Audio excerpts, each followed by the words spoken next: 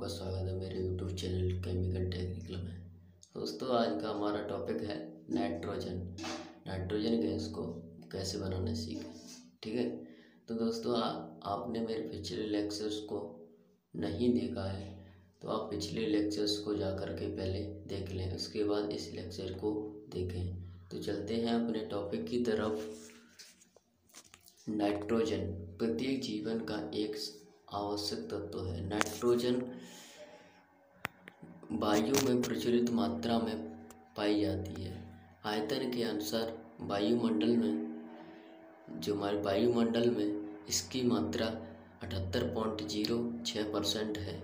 संयुक्त अवस्था में यह नाइट्रोजन तथा KNO3 के रूप में पाई जाती है। ठीक है, तो दोस्तों नाइट्रोजन हमारे वायुमंडल में आपको भी पता होगा सबसे अधिक है वायुमंडल में। ठीक है, सबसे ज़्यादा वायुमंडल में नाइट्रोजन गैस पाई जाती है। तो इसका प्रोसेसिंग डिस्क्रिप्शन देखेंगे हम। इसका प्रोसेसिंग डिस्क्रिप्शन है, नाइट्रोजन का मुख्य स्रोत वायु है। वायु में यह CO2 तथा ऑक्सीजन के साथ मिली रहती है। CO2 को KOH पोटेशियम हाइड्रोक्साइड में प्रवाहित कर दूर करते हैं तथा CO2 को फास्फोरस जलाकर या शुष्क वायु को गर्म आयरन पर प्रवाहित करके दूर कर सकते हैं। व्यावहारिक रूप में नाइट्रोजन को बनाने के लिए लिक्विड एयर का प्रभावी वाष्पन प्रैक्टिक फ्रैक्शनल एवोर्वेशन किया जाता है। लिक्विड एयर में मुख्य रूप से लिक्विड N2 तथा O2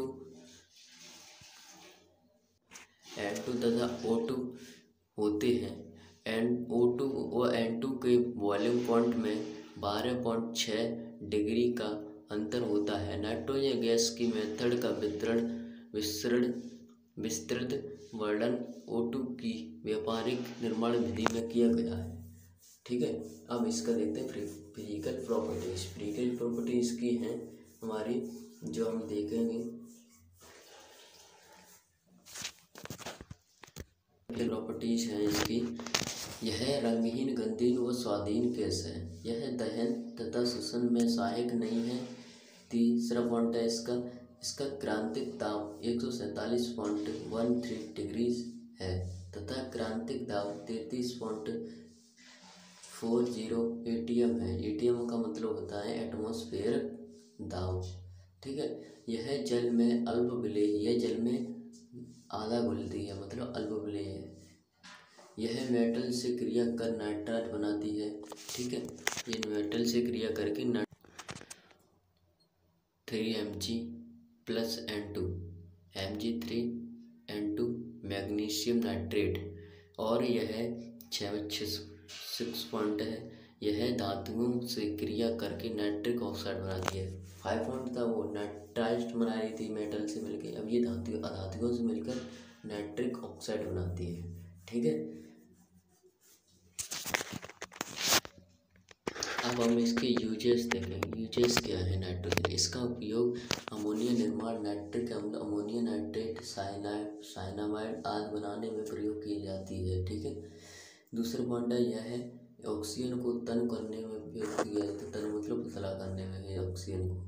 तीसरा पॉइंट है लिक्विड नाइट्रोजन का प्रयोग क्रायोपिक चिकित्सा में ट्यूमर हटाने तथा ट्रांसपोर्टेशन इंडस्ट्री में रेफ्रिजरेटर के रूप में प्रयोग किया जाता है। ठीक है, अब आता है हमारा 4 पॉइंट है हमारा, नाइट्रोजन वनस्पति एवं प्राणियों के शरीर का आवश्यक अंग है। ठीक है दोस्तों, तो नाइट्रोजन की प्रॉपर्टीज डिस्क्रिप्शन लिंक और आपका ये यूजेज आपका ये समाप्त होता है। अब हमारा न्यू टॉपिक आता है, वो है कार्बन डाइऑक्साइड को बनाना कैसे सीखें, कैसे बनाते हैं कार्बन डाइऑक्साइड को। तो दोस्तों, आपने अभी तक हमारे चैनल सब्सक्राइब किया तो चैनल को सब्सक्राइब कर लें, बेल आइकन को प्रेस कर लें, जैसा कि हमारे चैनल पर कोई भी वीडियो अपलोड हो तो आपके पास सबसे पहले नोटिफिकेशन पहुंचे। ओके दोस्तों, तो चलते हैं अपने टॉपिक की तरफ। और आपने अभी तक हमारे पिछले लेक्चर्स नहीं देखे हैं तो संपूर्ण लेक्चर प्लेलिस्ट में जा कर के देख लें, जैसा कि आपको इस लेक्चर में अधिक से अधिक नॉलेज मिल सके। ठीक है, तो चलते हैं टॉपिक की तरफ। टॉपिक है हमारा कार्बन डाइऑक्साइड का प्रयोग गैस, द्रव तथा ठोस तीनों अवस्थाओं में किया जाता है। इसका जो है हमारा यह तीनों अवस्थाओं में इसका प्रयोग किया जाता है। जो हमारे कार्बन डाइऑक्साइड गैस है CO2, प्रकृति में यह बहुत कम मात्रा में पाई जाती है, 0.03% होती है। क्योंकि यह अधिक होगी तो हमारा जीवन असंभव हो जाएगा, क्योंकि यह हमारे लिए हानिकारक गैस है। ठीक है, गैसेस फॉर्म में इसका प्रयोग कैसे होता है? यह शर्करा महानिर्माण आदि बनाने में प्रयोग की जाती है। ठीक है, व्हाइट लीड सोडियम कार्बोनेट। ठीक है दोस्तों, अब आता है हमारा लिक्विड फॉर्म। लिक्विड फॉर्म में इसका प्रयोग कैसे करते हैं? लिक्विड फॉर्म में यह रेफ्रिजरेंट तथा अग्निशामक के रूप में प्रयोग की जाती है। ठीक है, इस गैस का वायुमंडलीय दाब 55 ATM पर इस्पात के सिलेंडर में कंप्रेस्ड किया जाता है। ठीक है, बहुत ही अच्छे से समझ लेना और ये आप नोट्स बनाते चलना साथ के साथ, जैसा कि आप एग्जाम में के टाइम प्रिपरेशन अच्छे से कर सकें। इसलिए नोट प्रत्येक लेक्चर के साथ ही साथ बनाते चलना, तो आपको बहुत ही आसानी होगी। ठीक है दोस्तों, तो हमारा थर्ड पॉइंट है सॉलिड फॉर्म। सॉलिड फॉर्म में लिक्विडिफाई गैस पर जब एक का एक दाब दिया जाता है तो यह बर्फ के रूप में जम जाता है। शुष्क बर्फ की डेंसिटी 1.4 होती है। जी डेंसिटी आप याद करिए, शुष्क बर्फ की जो डेंसिटी होती है 1.4 होती है। ठीक है, अब इसकी प्रोडक्शन ऑफ CO2 इसको हम कैसे बनाते हैं वो आप सीखेंगे। 3 विधियां हैं इसकी। फर्स्ट है हाई फर्मेंटेशन, दूसरी है सब्स्टिट्यूशन नेचुरल गैस, तीसरी है फ्रॉम नेचुरल गैस वेल। ठीक है, तो अब हम इन तीनों विधियों को जानेंगे अच्छे से। तो फर्स्ट हेडिंग है हमारी बाई फर्मेंटेशन। फर्मेंटेशन प्रोसेस में शीरे में विद्यमान शुगर डिकोपोज होकर C2H5OH तथा CO2 परिवर्तित हो जाता है। मतलब इसमें ये कह रहा है कि ग्लूकोज को जब हमारा ग्लूकोज जो समूह होता है उसको हम गर्म करेंगे तो वह एल्कोहल C2H5OH प्लस CO2 में परिवर्तित हो जाएगी। ठीक है, फर्मेंटेशन का ये विधि है। इस विधि में इसमें अशुद्धि के रूप में वाटर, एल्डिहाइड तथा एस्टर आदि विद्यमान होते हैं। इसको दूर करने के लिए किण्वन टैंकों में प्राप्त गैसों को एटमॉस्फेरिक प्रेशर पर कंप्रेस कर H2SO से धोते हैं, मतलब जल से धोते हैं। अब इन गैसों को CaCl2 से भरे टॉवर से गुजारा जाता है। अब इसे पुनः मतलब जो गुजार के फिर पुनः कंसंट्रेशन H2SO टावर से गुजार कर ड्राई कर लिया जाता है।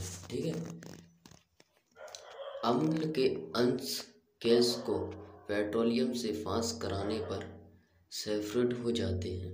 ठीक, मतलब पेट्रोलियम से पास कराने पर सेपरेट हो जाते हैं। अब इस गैस को 60 से 70 ATM प्रेशर पर कंप्रेस्ड करके इसके क्रिटिकल टेम्परेचर 31 डिग्री से कम ताप पर ठंडा करते हैं। कम ताप पर ठंडा करते हैं। अब आता है हमारा दूसरा पॉइंट है हमारा why natural gas. Why natural gas क्या होता है वो हम आपको बताते हैं। तो वाई नेचुरल गैस अथवा कोक को 1380 kPa पर किलोपास्कल पर चलाया जाता है तो 10% CO2 गैस प्राप्त होती है। इस विधि से कहीं ज़्यादा गैस प्राप्त होने 10 से 15% गैस प्राप्त होती है। कंबुशन के पश्चात अपशिष्ट पदार्थों को फ्यूल गैस कहते हैं। फ्यूल गैस में CO2 के अतिरिक्त CO2 H2S गैस भी होती है। CO2 के निर्माण में प्रयुक्त प्लांट के निम्नलिखित भाग होते हैं। अब जो प्लांट में उपयोग किए जा रहे हैं वो निम्नलिखित भाग होते हैं, उनको हम जानेंगे। ये तो हमने CO2 बनाना सीख लिया, अब इनमें निम्नलिखित प्लांट होते हैं वो कैसे काम करते हैं उनको अब हम समझेंगे। पहला है ऑक्सीडेशन चैम्बर।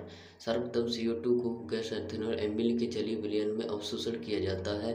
अब CO2 एथेनॉल एमीन के सॉल्यूशन को स्टीम हीटेड रिएक्टिवेटर में भेजा जाता है। CO2 तथा वाटर बफर रिएक्टिवेटर के ऊपर से निकल CO2 कूलर कक्ष के माध्यम से कंडेंस हो जाती है। ठीक है, फिर इसके बाद है हमारा यह रिफ्लेक्सिव टावर में चली जाती है। ऑक्सीडेशन चैम्बर में CO2 में ऑक्सीडेशन होता है तथा H2 गैस का SO2 गैस में, मतलब H2 गैस है जो SO2 गैस में सल्फर डाइऑक्साइड के रूप में हो जाती है। ठीक है, तो हमारा अब इसका दूसरा मेथड्स है। दूसरा मेथड से डिकम्पोजर। डिकम्पोजर एक टैंक होता है जिसमें एब्सॉर्प्शन टावर से प्राप्त KHCO3 पोटेशियम बाइकार्बोनेट का विलयन भरा रहता है। यहाँ पर KHCO3 प्रियंट गैस से क्रिया कर, मतलब प्रियंट जो गैस होगी उससे क्रिया कर CO2 से उस प्रियंट जो भी होगी, जैसे ऑक्सीजन हो या नाइट्रोजन, जो कुछ भी होगा प्रियंट, तो उससे क्रिया कर CO2 गैस फ्री करती है, मतलब CO2 गैस फ्री कर देती है और जो रह गया वो अलग बन जाता है। ठीक है, तो ये आपको रिएक्शन समझ में आ जाएगी। रिएक्शन को देखते ही आपको ये थ्योरी वाइज समझ में आ जाएगा। तो अब आते हैं स्क्रूबर। स्क्रूबर में K2Cr2O7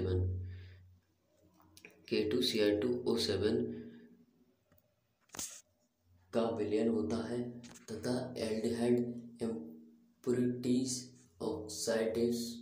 ऑक्सीडेस्ट हो जाती है। सेकंड स्क्रूबर में H2SO4 एसिड होता है। यहाँ पर ऑक्सीडेशन प्रोसेस पूर्ण होती है। ठीक है, ऑक्सीडेशन पूर्ण होती है।